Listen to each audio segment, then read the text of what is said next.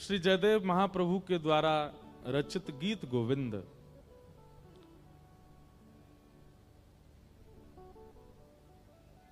जिसके लिए समस्त वैष्णवों में एक बात प्रसिद्ध है कि ठाकुर जी को इतना प्रिय है।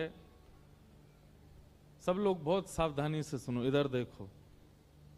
ता सुनवे राधा रमण अवस पधारें।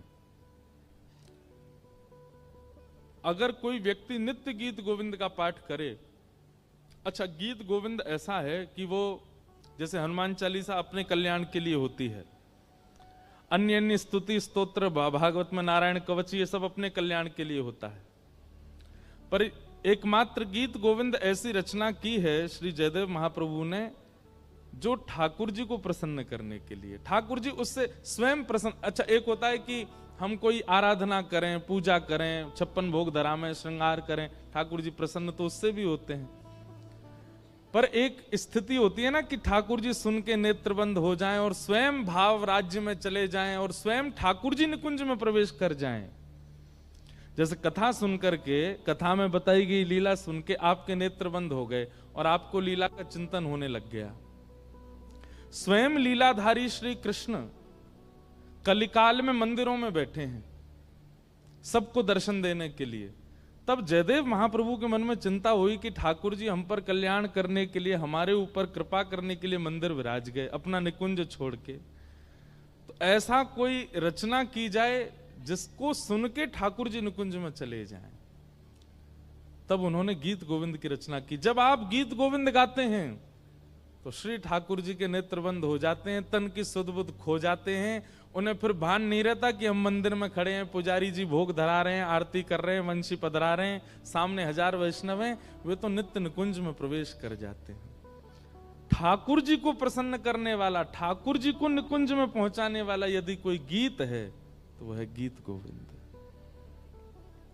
हमारी कभी कभी मन में भाव आती है रचनाकारों के प्रति जो रचनाएं करते हैं, कभी कभी ऐसी रचनाएं कीजिए जिससे ना तो जन रीझे ना तुम रीझो, श्याम सुंदर रीझे, वो लीला में चले जाएं, वो भावराज्य में चले जाएं। वो अभी तो हम एक ही गीत गोविंद गाते हैं क्योंकि ये सरल है, और कई गीत गोविंद की पद हैं। धीर समीरे यमुना तीरे वसति बने वनमाली।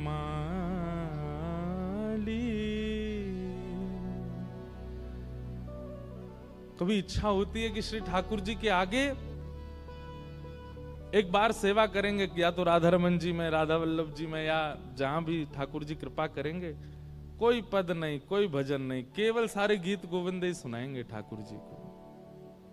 ठाकुर जी उससे, और आप तो गिरिराज जी में रहते हैं, श्री गिरिराज बाबा को सुनाओ तलेटी में बैठ करके, इतना सुंदर है। थोड़ी 1-2 लाइन सुनाएं इस पद की। सोच के तो हम कुछ आते हैं लेकिन यहाँ के निकलता कुछ और ही है हमसे। आज सोच के आए मीराबाई सुनाएंगे, पर सुनाएंगे थोड़ी देर में, लेकिन अब ये छिड़ गया है तो इसको नहीं गाएंगे तो ठाकुर जी बेचारे यूं कहेंगे, धीर समीर लगो यमुना तीर लगो, बाकी बात फिर कथा करने लगो, आगे तो बोल दे तो। बहुत सुंदर भाव है।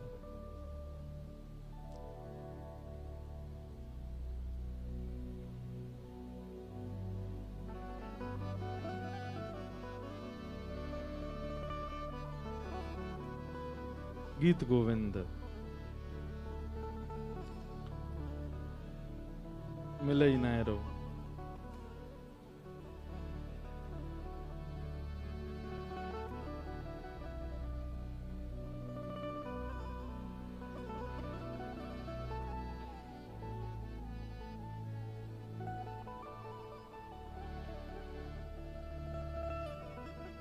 किसी के फोन में निकले हिंदी में तो निकालो, संस्कृत में।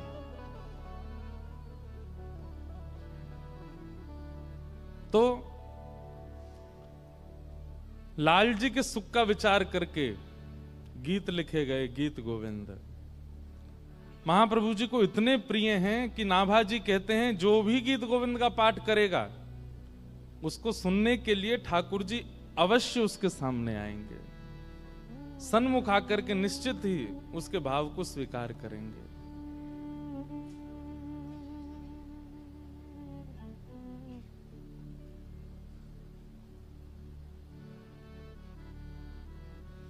उनने पूरी गीत गोविंद की पीडीएफ ही निकाल दी, ढूंढते रहो खुद ही। अद्भुत है।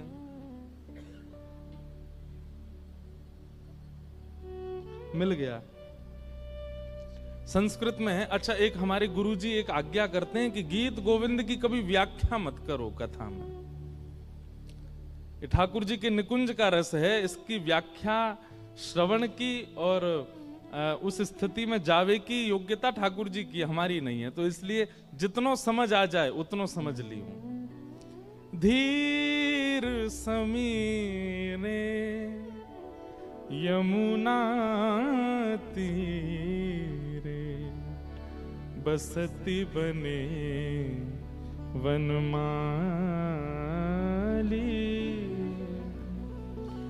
गोपी पिना पायो धर्मर्दन, गोपी पिना पायो धर्मर्दन, चंचल कर युगशाली, धीर समीरे यमुना तीरे बसती बने वनमाली, नाम समेतम कृत संकेतम, नाम समेतम कृत संकेतम, वादयते मृदुवेणु, वादयते मृदुवेणु, बहुमनुते ननुते तनु संगत, बहुननुते ननुते तनु संगत, पवन चलित मपरेणु, धीर समीरे यमुना। केवल एक स्थिति का वर्णन है। श्री जयदेव महाप्रभु कह रहे हैं कि यमुना तट पर धीर समीर यानी कि धीमे धीमे धीमे धीमे सूर्य अस्ताचल को हैं, सुंदर पवन बह रही है, कुंगराले केश ठाकुर जी के अलकावलियां मुखमंडल पर आ रही हैं। वृंदावन की शाम आज भी सुंदर होती है। उस समय की कैसी रहती होगी, जहां पवन मंदिराचल पर्वत की चंदन की सुगंधियों को लपेट करके बहता है। यमुना जी की कलकल करती धार कभी कभी ठाकुर जी की ओर देखती हैं तो रुक जाती हैं।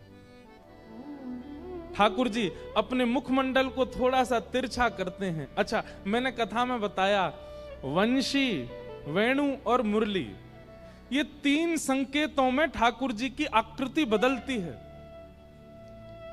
ठाकुर जी जब वंशी बजाते हैं तो वंशी कब बजती है, जब अधर पर एक छिद्र और ये जो ठाकुर जी के दोनों हस्त कमल है बिल्कुल अधर के सामने ही हो तो समझो ठाकुर जी वंशी बजा रहे हैं। अधर से दोनों हस्तकमल थोड़े नीचे हैं तो समझो ठाकुर जी मुरली बजा रहे हैं। परंतु अपने शीश को किशोरी जी की तरफ थोड़ा सा तिरछो किए और दोनों हस्तकमल ऊपर को हैं, तब समझो ठाकुर जी वेणु बजा रहे हैं। कभी जाकर के अनुभव किया कीजिए। श्री राधा रमन लाल जी आपको किस भेष में दिख रहे हैं? मुरली मनोहर लाल लग रहे हैं कि वंशीधर लाल लग रहे हैं कि वेणुगोपाल लग रहे हैं? यदि दोनों हस्तकमल अधर से नीचे हैं तो मुरली है, अधर के सन्मुख हैं तो वंशी है, और अधर से थोड़े ऊपर हैं तो वेणु है। मुरली ठाकुर जी उनके लिए बजाते हैं जो ठाकुर जी के ज्यादा जानकार नहीं है, लेकिन ठाकुर जी कभी कभी उन पर अपनी कृपा करना चाहते हैं, उनके लिए ठाकुर जी मुरली बजाते हैं। वंशी ठाकुर जी उनके लिए बजाते हैं जो सखा हैं, जो ग्वाल बाल हैं, जो गैया हैं, नंद बाबा हैं, यशोदा मैया हैं, जो ठाकुर जी के अपने हैं। लेकिन वेणु ठाकुर जी उनके लिए बजाते हैं जिनसे ठाकुर जी प्रेम करते हैं। वेणुगोपाल बहुत कम चित्र छवि दिखती होगी जब ठाकुर जी का मुखमंडल श्री जी की ओर झुका हो और दोनों हस्त कमल ऊपर, मानो ठाकुर जी मदमस्त होकर के बजा रहे हैं। उस समय जो स्वर निकलता है वेणु का वो है सवनस राग। श्रीमद् भागवत के युगल गीत में उसका वर्णन है। जब ठाकुर जी वेणु वाद्य करते हैं, ब्रह्मा जी अपने सारे कार्य छोड़ करके, सरस्वती जी अपनी थोड़ी पर हाथ धर के, सूर्य चंद्र एक साथ प्रकट होकर के, और दूर कुंज में बैठी श्री किशोरी जी नेत्र बंद करके ठाकुर जी के भाव सुनती है। वेणु की ध्वनि सबको सुनाई नहीं देती, केवल जिनके चित्त में कृष्ण प्रेम है। बाकी सबको तो ठाकुर जी मुरली मनोहर और वंशीधर ही लगते हैं, पर वेणु इनका स्वर तो केवल बहुत, जैसे व्हाट्सएप पे एक ब्रॉडकास्ट मैसेज होता है, वो गिने चुने लोगों को ही जाता है, या फिर एक और समझो तो ग्रुप बना हुआ है, उस ग्रुप में डालोगे बाकी सबको नहीं जाएगा। ठीक वैसे ही ठाकुर जी का वंशीनाद और मुरलीनाद ये सब सुनते हैं, पर वेणुनाद ये तो एक ग्रुप है स्पेसिफिक, उन्हीं लोगों को सुनाई देता है। तो यहां पर श्री जयदेव महाप्रभु जो कह रहे हैं, नाम समेतम कृत संकेतम, किलोमीटरों दूर अपने घर में भोजन बना रही गोपी को ठाकुर जी को बुलाना है तो उसकी वेणु ऐसी बजाएंगे कि वही को नाम व ध्वन में जाएगा। नाम समेतम कृत संकेतम। गोपी को धुन नहीं सुनाई देती, शब्द सुनाई देता है। अरे चल, तू कहा कर रही है, मैं तेरी प्रतीक्षा कर रहा हूं, जल्दी आ। बंधुओं एक बात कहें, कथा में भी मुरली, वंशी और वेणु ये तीनों रूप धारण करती है वक्ता की वाणी। किसी किसी को कथा में मुरली सुनाई देती है। मुरली मतलब हाँ बढ़िया है, टाइम पास तो अच्छा हो जाता है कथा में, उनको केवल कथा इतनी ही लगती है, अच्छा है, मन तो लगता है। पर कुछ लोगों को वंशी सुनाई देती है। वंशी कैसी होती है? जो पहले से सुनते आ रहे हैं और अब भी सुन करके और आनंदित हो गए। लेकिन कुछ ही लोगों को, और कुछ ही मतलब हजारों में से 2 या 3 लोगों को वेणु सुनाई देती है। और वेणु सुनने के बाद क्या होता है? ताली पहले बजा के सबरों काम खराब कर दियो। वेणु सुन के क्या होता है? आपको ये नहीं लगेगा कि यहां 1000 लोग बैठे हैं, आपको लगेगा केवल मैं बैठा हूं और ये कथा केवल मुझे सुना रहे हैं। और वेणु की ध्वनि, वक्ता की वाणी वेणु लगने लग जाए तो फिर क्या होगा? फिर एक क्षण भी आप रह नहीं पाओगे यहां, तुरंत लगेगा कि बस चलो वृंदावन, अभी चलो, कोई ले जाए बस हमें। वो वेणु है। ठाकुर जी गोपी गीत के समय वेणु बजाते हैं, रास में वेणु बजाते हैं, गिरिराज धारण के समय वंशी बजाते हैं, अन्य अन्य स्थानों पर वंशी मुरली बजाते हैं। पर वेणु गीत में वहां पर वर्णन आता है ना कि कैसे गोपियां,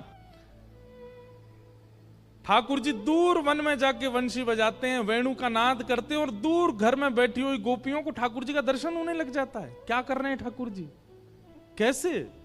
नाम समेतम कृत संकेतम वादयते मृदुवेणु धीर समीरे यमुना तीरे वसति वने। बहुत सुंदर है गीत को। मन तो बहुत होता है कि सब भाव बता दें, पर सब अधिकारी हों तब तो। पतति पतत्रे, ठाकुर जी की वेणु सुनकर के जो पत्र है ना, वो हवा से कहते हैं आओ हमको गिराओ, ताकि हम इनके चरणों से छू जाएं, इनके अंग के किसी भाग से हमारा स्पर्श हो जाए।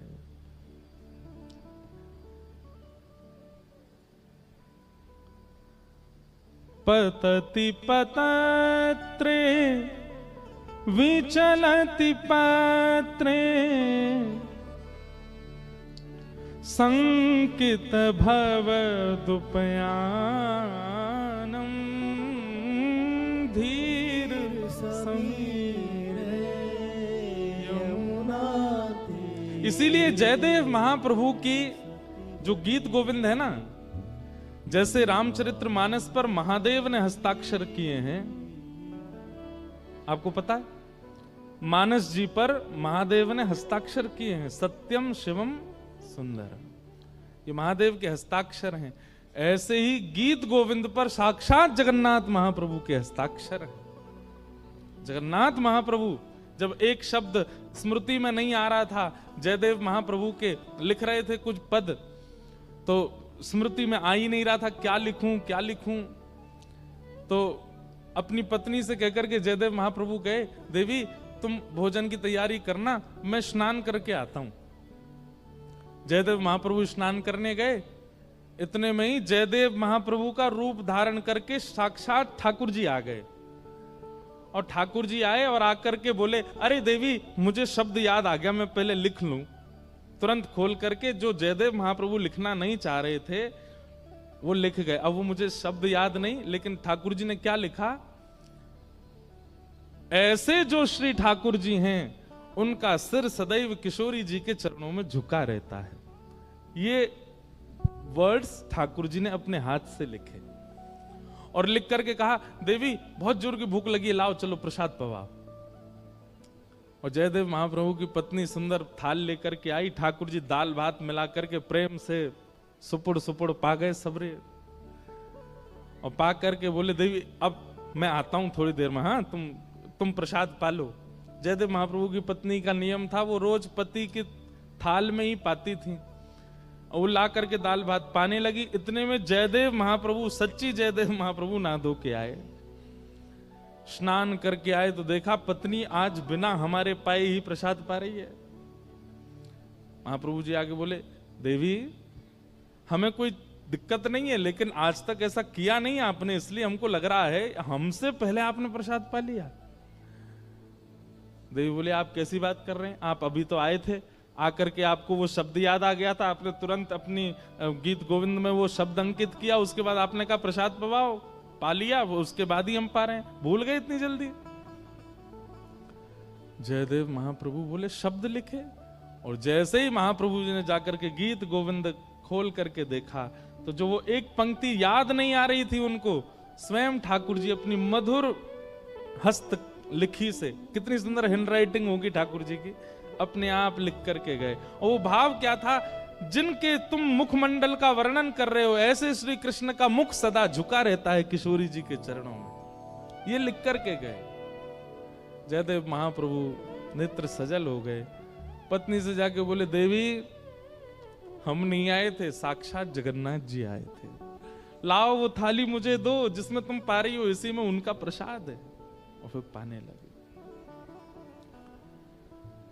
ऐसे श्री जयदेव महाप्रभु। इसलिए भैया नित्य जो मंगल गीत है जिससे आज हमने कथा का प्रारंभ किया, उसका पाठ अपने लाल जी को सुनाया करो, और रात्रि सोते समय सुनाओ। जगन्नाथपुरी में तो आज भी ठाकुर जी सोते ही नहीं जब तक गीत गोविंद ना गाया जाए।